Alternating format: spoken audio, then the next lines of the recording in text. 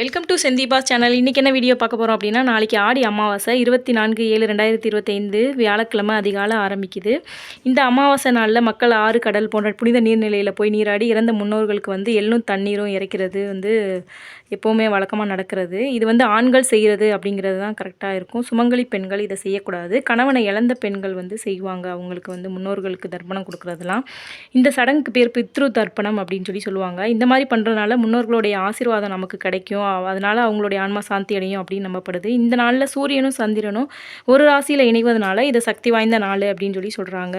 பித்ரு லோகத்திலிருந்து பூமிக்கு தங்களுடைய சந்ததியரை நம்ம முன்னோர்கள் ஆசீர்வாதம் பண்ணுறாங்க அப்படின்னு சொல்லிட்டு நம்பப்படுது.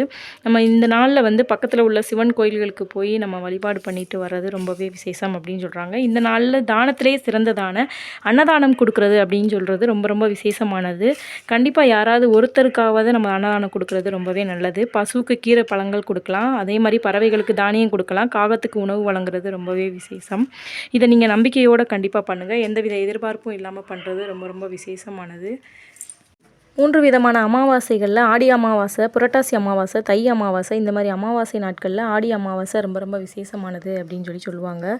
கண்டிப்பாக நீங்கள் பக்கத்தில் உள்ள கோயிலில் போய் அன்றைக்கி வழிபாடு பண்ணிட்டு வர்றது ரொம்பவே விசேஷம்.